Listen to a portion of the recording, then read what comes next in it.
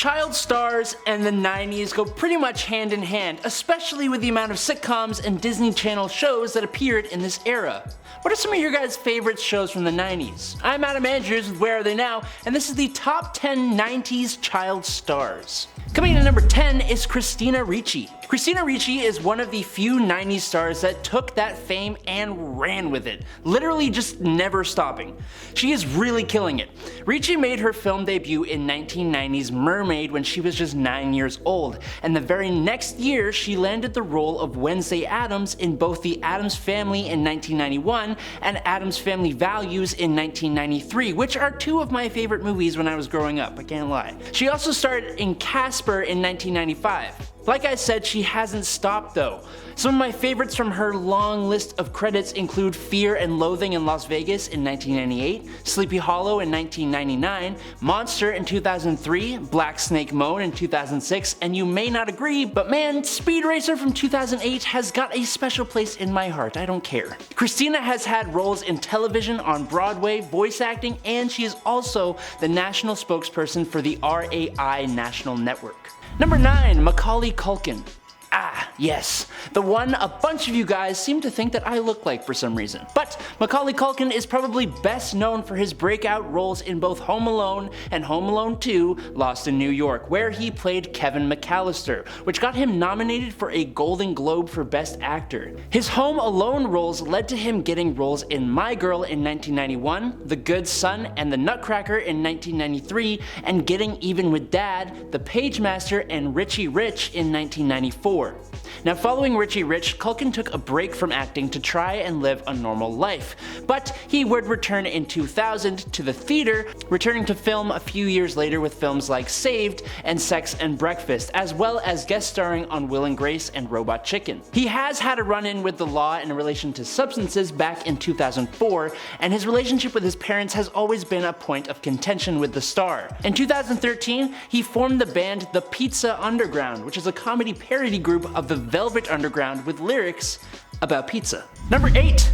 Leonardo DiCaprio. It's definitely easy to forget that Leo got his start as a 90s child actor. I mean, at least if you were born after the 2000s it is.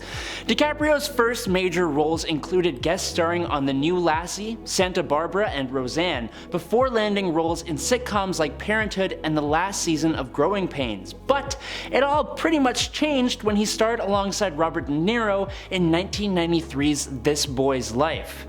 The rest is pretty much history, as throughout the 90s Leonardo DiCaprio would go on to have leading and large roles in films like What's Eating Gilbert Grape, Titanic, and Romeo and Juliet, all before he even turned 18. Now, he is one of the first names some people think of when they think of Hollywood, having been Oscar nominated for Best Actor a large handful of times for films like The Wolf of Wall Street, Once Upon a Time in Hollywood, Blood Diamond, The Aviator, and even winning for The Revenant. There's also his dating life, which has become a bit more of a controversial topic for the now 47-year-old actor. Hey, if you guys are liking what you're seeing, don't forget to like this video to show us your support. And in at number 7 is Kenan Thompson. If you have watched Saturday Night Live past 2003, then you know who Kenan Thompson is. And if you don't, well, you should. Over the course of 20 seasons of the comedy sketch show, the longest tenured cast member ever, he's been nominated for 4 Primetime Emmys, winning one for his contribution in the sketch Comeback Barack. He is also the longest serving African-American cast member, surpassing Tim Meadows, and he also holds the record for most celebrity impressions performed on the show, performing 139 different impressions. Since 2021, he even has his own sitcom on Hulu, literally called Kenan. Kenan Thompson actually got his start as one of the original cast members of a different sketch comedy show, Nickelodeon's All That, in 1994. This show is where Kenan would often co-star with Kel Mitchell, and together they would go on to have their own sitcom show, Kenan and Kel, from 1996 to 2000. He had a few other films including The Mighty Ducks and Fat Albert. Thompson received a star on the Hollywood Walk of Fame on August 11, 2022, and it was placed next to Lorne Michaels' star, who referred to Thompson as the person I most rely on in the cast of SNL. Number 6. Taj Mowry. Now, a lot of you may not know Taj Mowry, but he played the lead character, child prodigy TJ Henderson, in WB/Disney Channel's 1997 sitcom Smart Guy. And that was one of my most favorite shows growing up, and like no one talks about it. Taj is actually the younger brother of two other child stars, Tia and Tamara Mowry, who I think usually get more recognition, but who cares. After Smart Guy, Mowry would go on to actually voice the super genius character of Wade Lode on Kim Possible. Before all of that, he actually had a recurring role on Full House as well. Like a lot of Disney child actors, Taj floated around performing in a bunch of Disney-related shows, movies, and miscellaneous productions, but found himself appearing in other shows as well, like Desperate Housewives as an example. He has had some experience in the music industry as well, releasing a 7-track EP. He's a little bit lesser known than a lot of the stars on this list, but I don't care, I think he's dope. Number 5, Mary-Kate and Ashley Olsen. Combo! Not just one, but two, count 'em two, child stars wrapped up into a combo that most of us know as the Olsen twins. Now, technically these twins actually got their start in the late 80s, being cast together as Michelle Tanner on the ABC sitcom Full House at the age of 6 months old. They couldn't actually film until they were 9 months old, but they re-swapped out to conform with child labor laws and played the character on the show all the way up until 1995. These two kids were put to work. Now, while filming Full House, the two would have roles in film and TV, including To Grandmother's House We Go in 1992, and then under their dual-star company, they would star in 1993's Double Double Toil and Trouble and 1994's How the West Was Fun. Over the years, they have grown and taken control of their dual-star company to make the list of wealthiest women in the world. The pair have actually retired from the screen around 2004-ish, shifting their focus to fashion design and launching their own luxury fashion label, The Row. They were named Women's Wear Designer of the Year by the Council of Fashion Designers of America in 2012 and 2015. Number 4, Mara Wilson. You'll recognize Mara Wilson as the youngest girl in Mrs. Doubtfire from 1993, which skyrocketed her into being able to snag a bunch of roles right off the cuff, including Nikki Petrova in Melrose Place and Barbara Barton in the television film A Time to Heal. She even performed a song at the 67th Academy Awards alongside Tim Curry in 1995.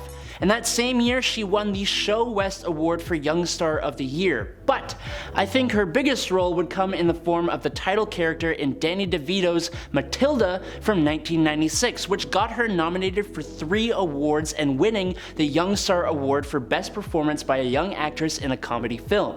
She actually retired from film acting in 2000 after appearing in Thomas and the Magic Railroad, and instead focused on her education and pursuing writing, theater work, and other entertainment projects outside of film. Mara has been a huge supporter of other child stars, coming to the defense of those like Millie Bobby Brown, and being one of the more composed and mature child stars to make their way into adulthood. Number 3, Haley Joel Osment. Haley Joel Osment got his start in Hollywood in a huge movie, 1994's Forrest Gump as Tom Hanks' Forrest's eventual son with Jenny. Like this video if you also think Jenny is a horrible person. Please like this video, because she's kind of the worst.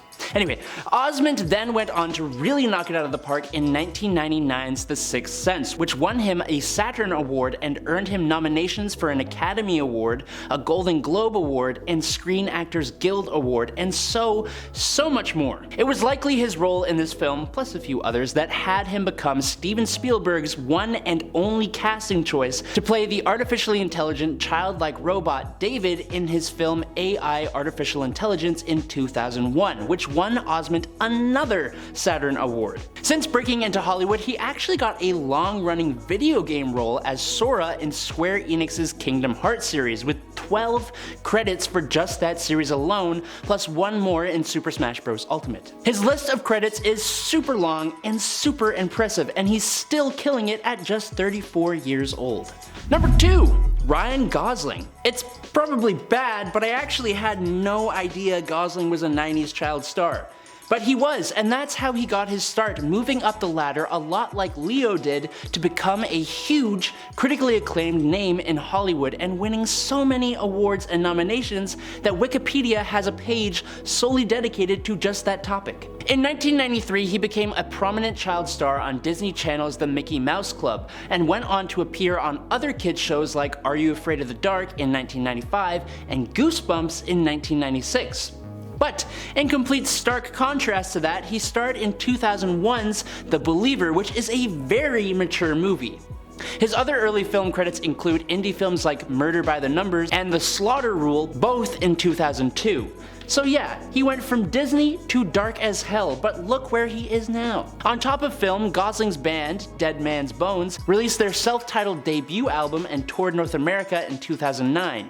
He also co-owns Tagine, a Moroccan restaurant in Beverly Hills. He is a supporter of PETA, Invisible Children, and the Enough Project, and has traveled to Chad, Uganda, and Eastern Congo, being involved in peace promotion efforts in Africa for over a decade. And in at number 1 is Anna Paquin. Okay, I learned a bunch of things that I had absolutely no idea about Anna Paquin here.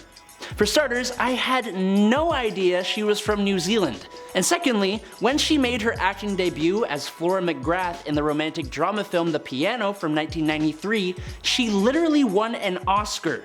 At the age of 11, she won an Oscar for Best Supporting Actress, the second youngest winner in history. So obviously you can imagine this got her career started on a really high note. She would go on to win multiple Young Artist Award nominations for her roles in Fly Away Home in 1996, The Member of the Wedding in 1997, and A Walk on the Moon in 1999. Not to mention a nomination for the Screen Actors Guild Award for Outstanding Performance by a Cast in a Motion Picture for appearing in Cameron Crowe's comedy drama film Almost Famous in the year 2000. She also appeared in the films Jane Eyre in 1996 and Amistad in 1997. And that's all in the 90s, since she started her career in 1993. That's insane. Obviously, she went forward and killed it as Rogue in Fox's X-Men franchise starting in 2000, and has accrued multiple award-winning roles in various films since then. And she was the lead character in 7 seasons of HBO's True Blood. I barely scratched the surface, but damn, Anna, good lord. And there you have it. Thanks so much for watching, guys. I'm Adam Andrews. This is Where Are They Now? Stay safe and well informed out there. Toodles.